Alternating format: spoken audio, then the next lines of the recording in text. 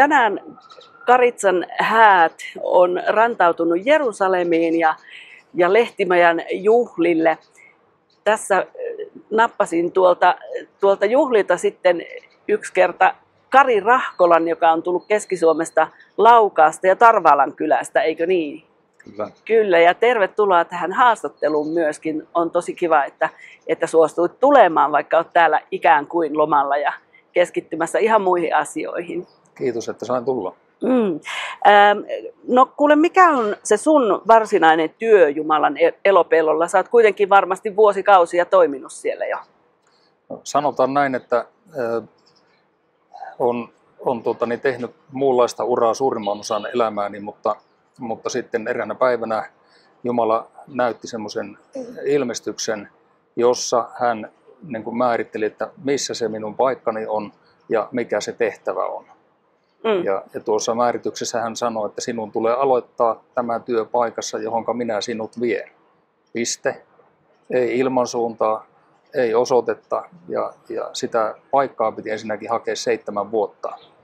Ja tiesin, että se ei ole hirveän kaukana Jyväskylästä, mutta varmaan 200 paikkaa kävin läpi katsomassa, koska se kuva, mikä näytettiin siitä paikasta, oli hyvin tarkka. Ja 7 vuoden kuluttua seisoin siinä paikassa, minkä Herra oli näyttänyt, ja 3 päivää siitä hetkestä niin tämä paikka oli minun. Ja sitten aloitettiin sitä työtä. Eli siis joku ihan fyysinen rakennus, minkä näin? Se on itse asiassa Keski-Suomen keskuspaikka aikanansa, koska silloin siinä paikalle on rakennettu kirkko 1593. Ja eihän kirkkoa rakennettu muualle kuin keskelle kylää. Niin siellä on ollut silloin aikana asutusta enemmän kuin mitä Jyväskylässä oli siihen aikaan. Ja tämmöiselle paikalle Herra näki hyväksi viedä. Se on ollut alkuperäinen valittu kirkonpaikka, eli siellä on ensimmäisen kerran Keski-Suomessa julkisesti julistettu Jumalan sanaa. Onpa aika mahtava paikka sitten siihen nähden. Ja sitten kun tähän lisätään se, että kun minä en ole koskaan tehnyt mitään hengellistä työtä, jos ei siihen lasketa sitä, että pienenä tai nuorena poikana olin pyhäkoulunopettajan tuurana ja 3 kuukautta, niin tämä oli niinku uutta ja erikoista. Niin. Ja kuitenkin jos ajatellaan 7 vuotta, niin eihän se... Siinä hätäinen mies olisi jo luovuttanut, että no en mä jaksa enää, että missä se huusholli sitten oikein on, mutta se on varmaan semmoista valmistautumisen ja valmistamisen aikaa sitten se. Kyllä varmasti näinkin, siis siinä oli monenlaista niin kuin valmistautumista. Varmasti niin kuin se syvin juttu oli tuolla sisällä, että kun ei ollut minkäänlaista kokemusta eikä näkemystä itsellä siitä, että mitä se voisi olla, mikä se työ oikeasti on. Ja sitten taas toisaalta niin myöskin taloudelliselta puolelta, että kun tuo paikka oli myytävä, niin se pystyy lunastamaan, niin siihen tarvittiin sitten jotakin asioita tapahtuvaksi siinä matkalla, että se oli mahdollista. Kyllä. Mä oon ymmärtänyt, että nimenomaan tässä paikassa sitten jossain kohtaa niin järjestit ensimmäiset kokoukset niin Karitsan häät -teemalla. Kyllä se näin on. Ja tämähän tuli tässä nyt jo aika pitkälti 2000-luvun puolella. Itse asiassa 2000han minä sen paikan löysin. Siellä pidettiin jo tilaisuuksia ennen tätä Karitsan häät-tilaisuutta. Ja siinäkin tapahtui niin kuin Jumalan ihme suomeksi sanottuna, kun ajatellaan, että hän puhui mulle siitä, että mun täytyy kutsua tämmöinen juhlatilaisuus koolle semmoisella nimellä kuin Kutsu Karitsan häihin. Ja mä en tiennyt niin kuin sen enempää, mä olin ollut mukana tässä valmistautuminen Karitsan häät semmoisen kirjan niin kuin kirjoittajan avustajana, eli on ollut tämmöisessä niin kuin kielenhuoltajana ja oikolukijana siinä prosessissa. Ja nyt sitten kävi näin, että olin tavannut myöskin Riku Kekin yhden kerran Cafe Agapessa jossakin tilanteessa ja tervehditty ja kuulin, kun hän kertoi tästä Kutsu Karitsan häiden kortista. No sitten mä tiesin, että Samppa Lajusella oli jotain tekemistä tässä asiassa ja kun mä sain tämän käskyn lähteä rakentamaan tämmöistä tilaisuutta sinne meidän Hartikan tilalle, niin mä sitten tiesin, kenelle mä soitan. Ja sitten vielä nousi myöskin siihen mukaan tämmöinen henkilö, joka oli lupautunut tämän kirjan niin kuin kustantajaksi. Niin mä soitin 5 puhelua ja nämä kaikki henkilöt, niille kävi, että kyllä, mielellään tulevat. Ja näin tämmöinen tilaisuus näki päivävalon. Tuo on merkillistä, koska nyt kun on näitä haastatteluja tehty ja sekä näitä videohaastatteluja että sitten niitä audiomuotoisia, niin siellä on useampi ihminen, jotka on kertoneet siitä, että Jumala on nimenomaan ensin puhunut heille kutsusta Karitsan häihin ja siitä, että heidän tulee aloittaa niin kuin omalla tavallaan tämmöinen työ ja sen jälkeen vasta on johdattunut sitten tämä niin kuin kortti ja se näkyy, mitä tämä meidän yhdistys kantaa, niin sen ihmisen eteen. Että erikoisilla tavoilla Jumala kyllä kasaa ihmisiä asian ympärille. Ja sitten kun hän on kaiken yläpuolella, hän järjestelee, hän ohjaa meitä toimimaan hänen tahtonsa mukaisesti ja silloin kaikki on täydellistä. Ja nyt jos ajatellaan, niin tuossa hetkessä Kutsu Karitsan häihin nettisivut julkaistiin. Ne oli juuri valmistumassa pikkuhiljaa, kun mä soitin Sampalle. Hän tiesi, että se tulee ja se julkaistaan siellä. Ja sitten oli tämä Kutsu Karitsan häihin valmistautuminen, niin se kirja oli jo painossa ja odotettiin, että se tulee. Ja itse asiassa se tulikin Suomeen, mutta ei tullut sinne paikan päälle, mutta kuitenkin se julkaistiin siellä tämä kirja. Mitäs vielä siinä muuta oli? No joo, siis tämä Rikukekin näkyy. Hän oli tuore tietyllä tavalla siinä vaiheessa ja hän tuli todistamaan sen ja oli tietysti siinä niin kuin, ikään kuin startissa nyt julkisesti isommin, niin siinä startissa mukana, että olihan se aivan niin kuin käsittämätön hetki. Ja minä sain tehtäväksi järjestää sitten sen foorumin, missä nämä kaikki tapahtuu yhdellä ja samalla kertaa. Voi että. Jumalalla ei ole sattumia, eikä hänellä ole niin kuin näistä aikatauluksista ongelma, vaan hän puhuu palveluissa niin, että kaikki toteutuu hänen hyvän suunnitelmansa mukaan. Kyllä. Ja tässä tapahtuu juuri näin. Aamen. Se oli valtava hetki. Kaikki. Varmasti, ja mikä todistus siitä, että meillä on elävä Jumala, joka niin kuin haluaa olla meidän kanssa tekemisissä vastavuoroisesti ja myöskin haluaa sitten, että me saadaan itse toteuttaa sitä omaa tarvetta, antaa hänelle takaisin. Niin hän huomioi myös sen. On tässä semmoinenkin näkökulma vielä, että niin kuin hän valmisteli tätä asiaa eri tahoilla jo aiemmin. Huomattavasti aiemmin 6 vuotta tätä kirjaprojektia. Mitenkä minä siihen tuli, sekin on oma ihmeensä. Se oli aivan käsittämätön hetki, kohdattiin tämä kirjan kirjoittaja, ei me oltaisi tunnettu häntä lainkaan. Mutta Jumala oli järjestänyt sen niin, että me kohtasimme kerran. Ja siitä lähti se prosessi käyntiin. Ja nämä kaikki muut siinä matkan vaiheessa on ollut myöskin mukana siis sen kustantajan etsimisessä, että saadaan se kirja tehtyä. Että monella tavalla. Miten se, kun oli niin monitahoiset noi tahot, mitkä sitten Jumala kasasi yhteen, niin osasitko sä edes pyytää häneltä jotain sellaista, mitä lopulta syntyi? Ei oikeastaan niin kuin tietoisesti sillä tavalla, että siinä vaiheessa tietenkin vasta kun mä sain niin kun sen tehtävän annon häneltä, että tämmöinen tulee järjestää, niin mä olin kuitenkin tavannut yksittäin nämä tahot, tai ollut niiden kanssa jollain tavalla yhteydessä. Niin sitten 1-2 se vaan niin tuli se kuva kohille siitä, että nämä kaikki täytyy saada mukaan. Niin. Ja sitten vaan koottiin ja kaikille kävi. Kun Herra valmistaa, niin kaikki käy. Kyllä. Hänessä kaikki on. Kyllä, aamen. No, Karitsan häät saattaa olla ehkä siis jopa uskoville joillekin ja ainakin semmoisille, jotka on äskettäin uskoon tullut, niin ehkä hiukan vieras termi. Niin voisitko lyhyesti kertoa, että mitä se tarkoittaa, kun puhutaan Karitsan häistä? Täytyy mennä aika pitkästi taaksepäin ja sinne Raamatun niin kuin Vanhan testamentin puolelle.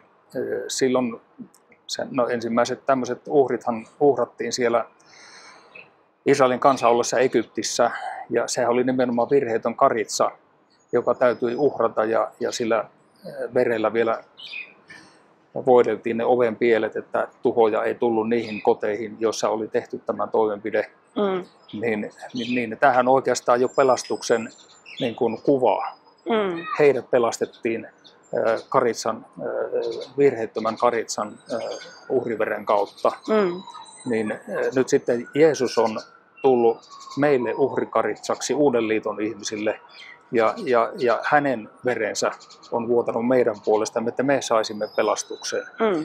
Ja tämä symboliikka toimii, eli se puhdas, viaton ja virheetön lammas on meidän päivinä, niin se on Jeesus, joka tuli tuon fyysisen lampaan tilalle. Hänet uhrattiin, että me pelastuisimme. Ja silloin vanhan testamentin aikana tai silloin ihan aikojen alussa Egyptissä heidät pelastettiin sen karissaveren kautta. Ja siinä vielä jatkuu kauan aikaa se uhrikäytäntö, mitä Herra oli määritellyt siellä käskyssä, että mitkä uhrit täytyy suorittaa. Ja se suoritettiin nimenomaan karissan verellä. Kyllä. Ja sitä pirkutettiin sinne arkun päälle ja synnit saatiin anteeksi. Jeesuksen tuleminen karitsaksi, uhrikaritsaksi oli Jumalan suunnitelma meidän pelastamiseksemme. Ja näin tämä karitsan häät on sama kuin Jeesuksen häät. Eli kun hän on ylkä ja me olemme morsian, niin tämä hääjuhla on siitä, hän on karitsa ja me ollaan ikään kuin niitä lampaita sieltä, seurakunta tavallaan, hänen kaitsemia, hän on paimen, niin me ollaan niin hänen karitsansa ja me menemme hänen kanssa yhteen siellä. Kyllä, aamen. Ja sehän vielä ehkä lisänä semmoinen oikein näkyvä ero, että silloin vanhan testamentin aikaa ennen kuin Jeesus tuli lihaksi, niin hehän joutuivat uhraamaan säännöllisesti. Jatkuvasti. Kyllä, että ne synnit sitten sovitettiin, mutta Jeesus teki sitten kertakaikkisesti sen uhrin antoja ja synnit sovitti. No, mitä Raamattu muuten kertoo niistä häistä? Miten ne tapahtuu ja miksi ne tapahtuu? Itse asiassa korkea veisu tavallaan se kuvaa niin kuin sen kokonaisuuden niin kuin pähkinänkuoressa.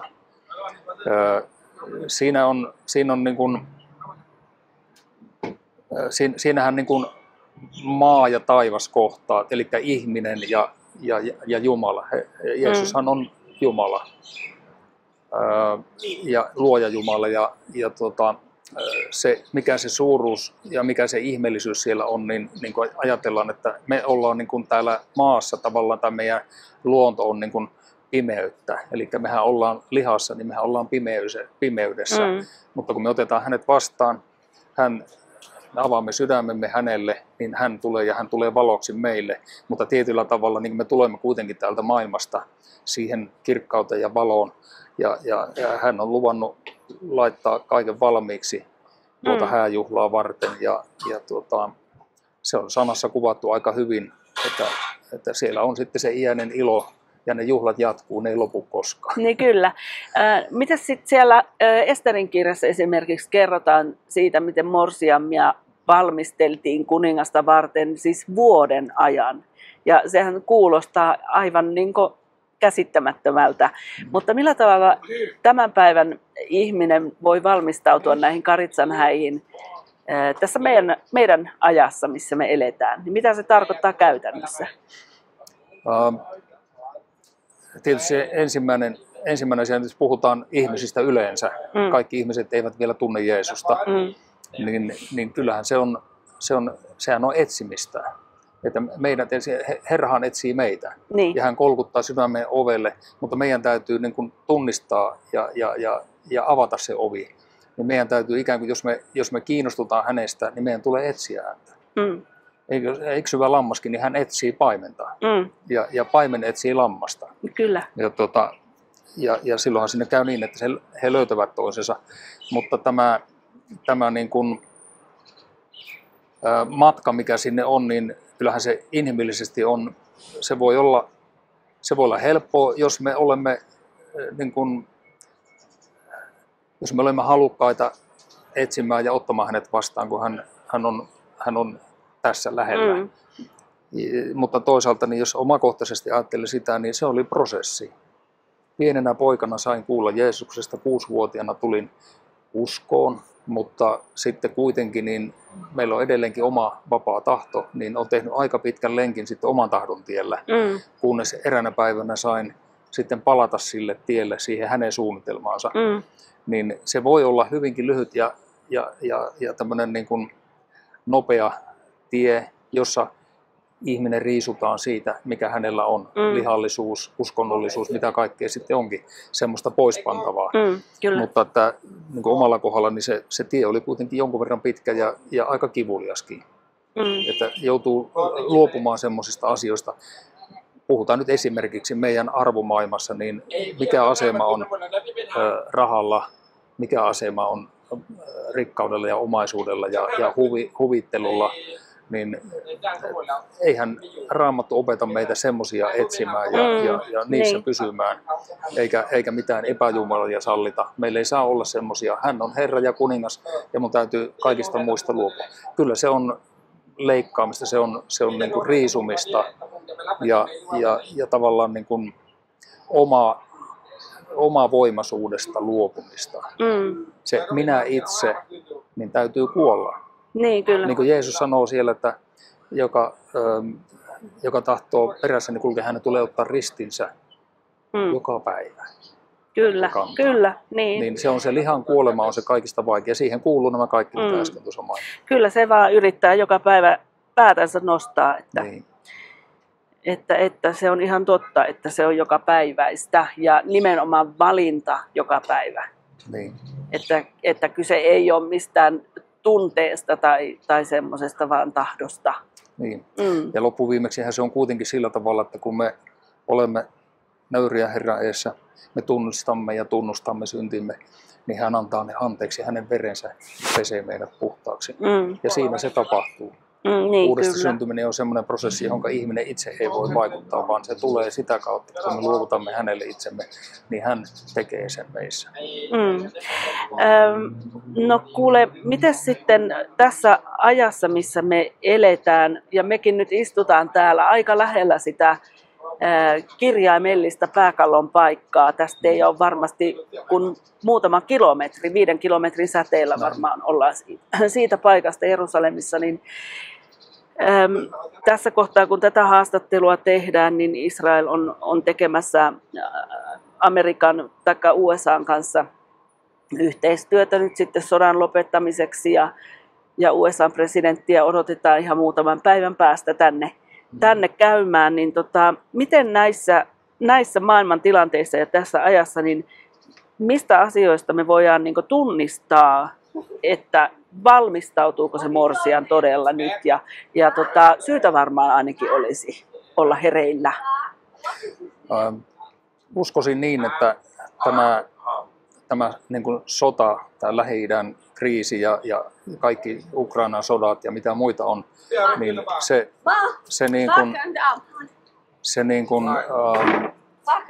saattaa ihmisiä ajattelemaan semmoisia syviä asioita niin, että nämä pinnalliset asiat jää niin kuin sivuun ja ruvetaan ihmettelemään. Ihmiset kauhistuu, kun ne kuulee näitä raakuuksia, mitä täällä tehdään, samaten niin kuin tuolla Euroopassa tehdään. Ja niin kuin se epävarmuus, myöskin epävakaus, siis taloudellinen epävakaus, mikä meillä Suomessakin on. Rahat on jostakin syystä ikään kuin loppumassa, ei ole varoja hoitaa lapsia, kouluttaa heitä kunnolla, ei ole vanhuksien huoltoon varoja ja sitten alkaa pikkuhiljaa niin kuin epävarmuus lisääntyy, työpaikat firmat menee nurin, työpaikat häviää, ei ole taloudellista toimeentuloa ja kaikki sosiaaliturva heikkenee jatkuvasti. Niin kyllä se ihmisiä niin kuin ihmetyttää, mistä on kysymys. Ja sehän nähdään niin kuin nuorisossa tänä päivänä erityisesti. Nuoret pojat, nuoret tytöt ovat lähteneet etsimään Herraa, koska he pelkäävät, että mitä tässä tapahtuu, miksi kaikki asiat on näin. Ja on nähty tuolla kaduilla, että nuoret pojat kulkee Raamattu kädessä ja menevät jonnekin. Eivät ne mihinkään huonoihin asioihin mene, jos niillä on Raamattu kädessä. Niin kyllä se kertoo, että tämmöinen niin kuin etsimisen aika on nyt viimeistäänkin. Kyllä. Ja kyllähän nämä maailmantilanteiden kehittyminen niin todistaa siitä, että tämä aikakausi on päättymässä, mihin me on edetty se vaurauden ja rauhan aika. Että tapahtuu isoja asioita. Kyllä. Ja Jumalan suunnitelma toteutuu kirjaimellisesti. Ja sitten jos jatketaan täällä, mitä me nyt ollaan täällä opittu, kun me ollaan tavattu näitä israelilaisia, jotka täällä elää ja kertoo siitä, miten täällä ihmiset reagoivat näihin tilanteisiin, niin on aivan käsittämättömiä asioita tapahtunut näiden ortodoksijuutalaisten ja tavallisten juutalaisten välillä. Tämä on yhdistänyt heitä, lähentänyt heitä.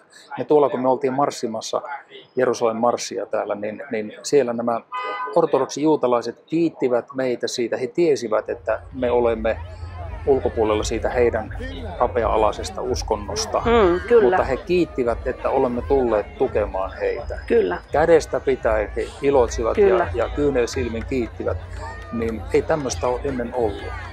Että kyllä se kertoo, että Herran tulo on lähellä. Kyllä aivan. Ja se, siis kuinka monesti olet muuten itse ollut näillä Jerusalemin marsseilla? Tämä oli ensimmäinen kerta. Ensimmäinen kerta, joo. Samoin, niin oli mullakin ja se oli todella vaikuttavaa nähdä ne ihmiset siinä, jotka lauloi meidän marssioiden kanssa, laulettiin Heaven Shalomia. Joo, kaikki yhdistyi siihen. Kyllä, että se oli ihmeellistä ja todella niin kuin tosi moni kiitti siitä, että ollaan tultu tänne, vaikka toisaalta meillä on helppo osa, että me päästään täältä pois. Me ollaan lähdössä kohta kotimatkalle. Niin, että mutta se mikä täytyy nyt todeta tässä kun on itsekin ensimmäistä kertaa täällä Pyhällä maalla käymässä, niin kyllä ei täällä, en mä ole hetkeäkään tarvinnut pelätä. Ei meilläkään ole ollut pelätä. Joo, ja varsinkin Jerusalem, mä oon käynyt tässä ympäristössä muuallakin nyt tässä lyhyesti, niin kyllä Jerusalemissa on aivan erityinen jotenkin tunnelma ja henki. Ja jo niin kuin se, että tämä on vehreä kaupunki. Joo. Ihmettelen tuossa, kun tapasin äsken juuri tänne tullessani niin yhden nuoren ortodoksijuutalaisen pojan, joka on opiskelemassa Tooraa. Niin pystyttiin hyvin keskustelemaan asioista. Ei hänellä ollut mitään vihaa. Jos hän olisi ollut ääri siinä tilassa, niin hänhän olisi niin kuin karttanut, koska me olemme pakanoja, ei pakanojen kanssa voi olla tekemisissä. Niin, kyllä. Mutta hän hyvin ystävällisesti jutteli ja pystyttiin tällä ja vielä puristettiin kättä lähteeseen. Kyllä. Että kyllä tämä tuntuu, tämä on itselle niin kuin merkittävä asia kokea tämmöistä. Ei me täällä aikaisemmin käyty 4 kertaa aiemmin täällä, mutta niin, tämä on aivan erityinen kerta. Ja juuri nyt me olemme täällä, kun nämä isot asiat tapahtuu siellä Gazan rintamalla. Ja rauhaa oltiin julistamassa ja rauha on tulossa. Onko se vielä lopullinen, mutta se lopullinenkin rauha on lähellä. Kyllä me saadaan olla niin ihmeellisessä ajassa, ja sillä, että Jumala on laittanut meidät juuri tähän aikaan, niin on se aika valtavaa. On. On tämä ollut hyvin erikoinen kokemus tämä matka. Kyllä todella. Kuule, haluaisitko tähän loppuun sanoa jotain ehkä katsojille tai rukoilla heidän puolesta? Sana on vapaa.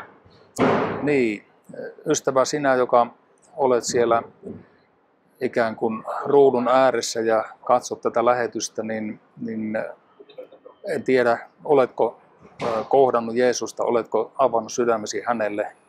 Jos et, niin sydämestäni kehotan etsimään häntä ja hänen läsnäoloansa sinun elämääsi. Hän on armollinen, hän tietää ja tuntee sinut ja hänen hyvä suunnitelmansa on voimassa sinunkin elämässäsi. Ja se hyvä suunnitelma on se, että sinulle on varattuna sija myöskin taivaassa. Hän sanoi itse, että minä menen valmistamaan sijaa. Jos sinä tunnustat hänelle syntisi ja haluat tehdä kääntymyksen elämässäsi, tehdä parannuksen, niin hän on kuulemassa sinua sillä hetkellä, kun sinä avaat sydämesi ja suusi hänelle, puhut hänelle asiat, mitkä sun sydäntä painaa. Hän kuulee ja hän ohjaa sinut, Pyhä Henki tulee ja hän ohjaa sinut perille asti. Kiitos Jeesus, että minä saan siunata jokaista katselijaa, jokaista kuulijaa tässä hetkessä. Ja kiitos Jeesus, että minä saan myöskin rukoilla niiden puolesta, jotka eivät sinua vielä tunne, että he totisesti etsivät ja löytävät. Sinä sanot sanassasi, etsivä löytää. Kiitos Jeesus, että sinä pidät huolta ystävästä, joka tätäkin kuvaa tässä kattelee. Ja minä saan todistaa, että on mahtavaa kulkea sillä tiellä, jonka hän on meille valmistanut. Se on parasta, mitä elämä voi antaa. Jeesuksen nimessä ole siunattu. Aamen. Aamen. Ja kiitos Kari Rahkola tästä haastattelusta ja siunausta askeliin. Kiitos.